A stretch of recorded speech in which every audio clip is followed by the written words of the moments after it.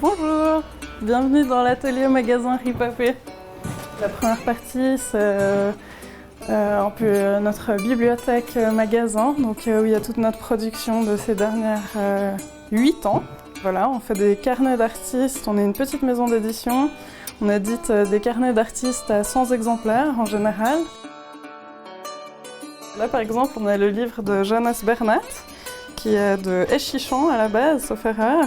Non, de Révrol, et qui maintenant habite à Lyon. Donc il a fait un livre de collage qu'on a verni le mois passé, je crois. La petite particularité de Ripapé, c'est qu'on fabrique tout ici à la main. Donc on imprime ici, on relie, on coud, on coupe. On fait des linogravures par exemple qui sont là. Ça c'est une de nos artistes, une artiste qui travaille souvent avec nous de Genève, André. C'est des plaques comme ça gravées comme on faisait à l'école primaire. Et ensuite c'est enduit d'encre et imprimé sur du papier. Voilà, alors là en haut, c'est l'atelier d'arc-en-ciel électronique, qui est un ami à nous qui s'appelle Skander Menzi, qui construit des synthés modulaires de ce type, beaucoup plus grands la plupart du temps, et qui a une machine à graver des vinyles.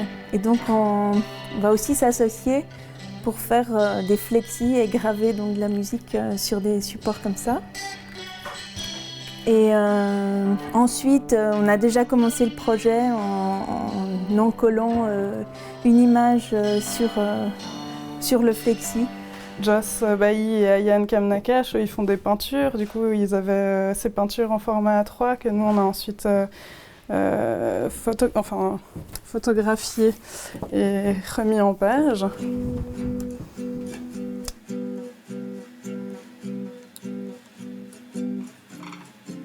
On trouve d'autres livres musicaux comme ceci. Enfin, on a aussi collaboré avec des musiciens.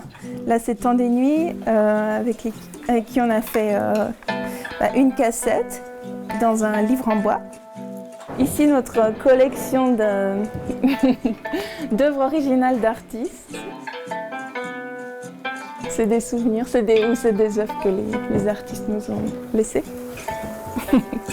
Donc là, on va passer dans la partie atelier, fabrication, reliure, etc. On a des livres qui sont en attente ici. Ils vont être découpés ou collés.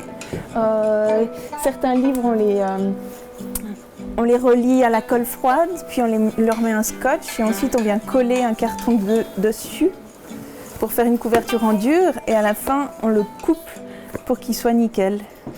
L'imprimante. C'est là qu'on commence l'histoire. On imprime tout là-dessus, sur une machine laser. Ensuite, suivant les livres, on les coud. Par exemple, celui-là. On les coud en fait à la machine à coudre au milieu.